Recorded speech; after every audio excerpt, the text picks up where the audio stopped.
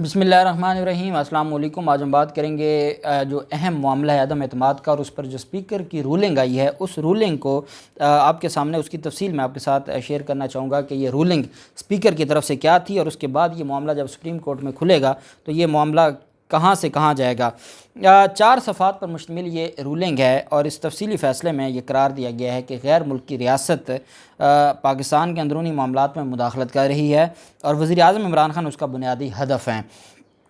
उन्होंने कहा कि इस हकीकत के बावजूद गैर मुल्की रियासत का जिक्र नहीं किया गया, हालांकि वज़ीर-ए-आज़म इमरान खान कौम से ख़िताब के दौरान ज़बान फिसलने के सबब पहले ही अमेरिका का नाम ले चुके हैं, और उसके बाद फिर इमरान खान ने हकीकत खोल कर रख दी है कौम के सामने। लेकिन जो डिप्टी स्पीकर साहब हैं उन्होंने गैर मुल्की रियासत का ही जिक्र किया। उन्होंने कहा कि वो तहरीक अदम एतमाद के हवाले से गैर मुल्की अज़ाइम और उसके रवाबित के बारे में तफसीलात नहीं बता सकते, लेकिन ये मालूमात इन कैमरा सेशन में फ़राहम की जा सकती हैं। कासिम सूरी ने कौमी सलामती कमेटी, वफाकी काबीना और पार्लिमानी कमेटी बराए कौमी सलामती के हालिया इजलासों को भी अपनी रूलिंग की बुनियाद बनाया, जहां इन इजलासों में ख़तरे पर ब्रीफिंग दी गई। उन्होंने कहा कि 31 मार्च को इस मामले पर ब्रीफिंग के लिए पार्लिमानी कमेटी बराए कौमी सलामती के इजलास का अहतमाम किया गया था, लेकिन अपोजिशन ने इसके बाइकाट जैसे नज़रअंदाज करने का इंतखाब किया। ताहम ऐवान के स्पीकर और मुहाफ़िज़ की हैसियत से उन्होंने हुकूमती अहदेदारों से कहा कि वो उन्हें काबिल इत्तलाक़ क़वानीन के तहत हक़ाइक़ और मालूमात फ़राहम करें। कासिम सूरी ने दावा किया कि इमरान खान की सरबराही में जमहूरी तौर पर मुंतखब हुकूमत को मुख्तलिफ़ तरीक़ों से हटाने की मुहिम चलाई गई, जिसमें तहरीक अदम एतमाद भी शामिल है। उन्होंने कहा कि ऐवान की मुहाफ़िज़ होने की हैसियत से हुकूमत और वज़ीर-ए-आज़म की तब्दीली के इस गैर आइनी अमल में एक गैर मुल्की रियासत के किरदार पर लाताल्लुक़ रह सकते हैं, और ना ही खामोश तमाशाई बन सकते हैं, और ना ही खामोश तमाशाई के तौर पर हम काम कर सकते हैं। उन्होंने वजाहत की कि इन हालात में तहरीक अदम एतमाद पर गौर नहीं किया जा सकता और इसे मुस्तरद करना बनता है, और इसके अलावा इसका कोई और सोल्यूशन नहीं है। जब ये सारा मामला उनकी तरफ से लाया गया और अदम एतमाद के हवाले से उनका कहना था कि उन्होंने फिर डेट्स भी मेंशन की कि 7 मार्च को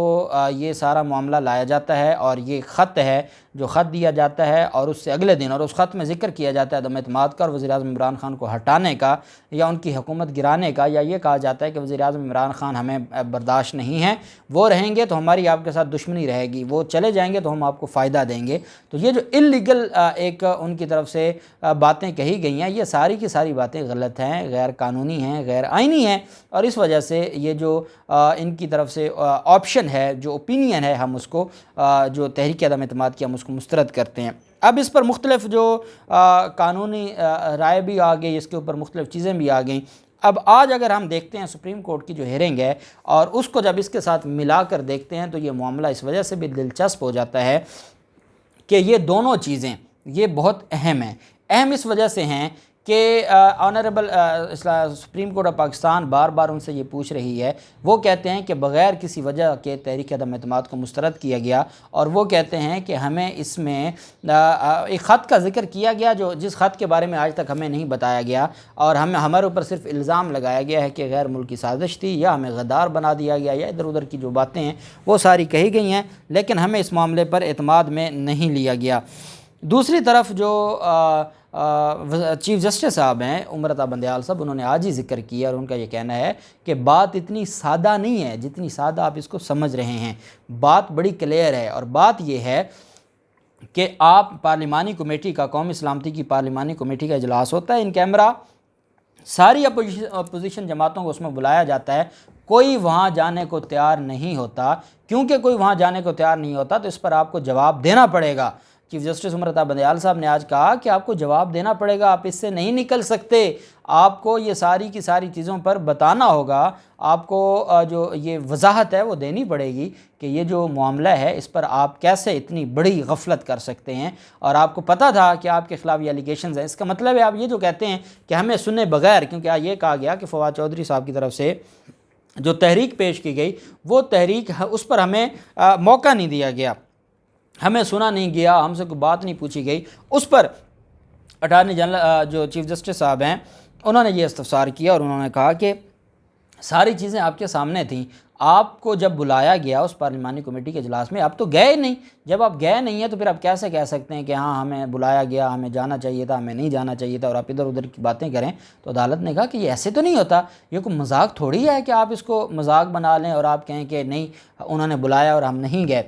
اب یہ جو تحریک عدم اعتماد کی ووٹنگ مسترد کرنے کا معاملہ ہے، یہ رولنگ ہے جو میں نے آپ کو پڑھ کے سنائی ہے، یہ بیسیکلی 4 صفحات ہیں اور اس میں بہت ساری چیزیں ڈسکس کی گئی ہیں۔ اس کا کرکس میں نے آپ کے سامنے رکھا ہے کہ اس رولنگ میں یہ کہا گیا ہے کہ تحریک عدم اعتماد ایک آئینی کام ہے۔ آرٹیکل 95 کے تحت تحریک عدم اعتماد لائی جا سکتی ہے، اس پر ووٹنگ بھی آئین کہتا ہے کہ کروائی جائے، لیکن یہاں معاملہ کچھ اور ہے۔ یہ جو تحریک عدم اعتماد ہے یہ ایک غیر ملکی سازش ہے، یہ فورن فنڈڈ ہے۔ جب یہ ساری چیزیں ہمارے نالج میں ہیں، جب سارے کا ساری جو مٹیریل ہے وہ ہمارے پاس موجود ہے، ہم کابینہ کے اجلاس کے منٹس دیکھتے ہیں، ہم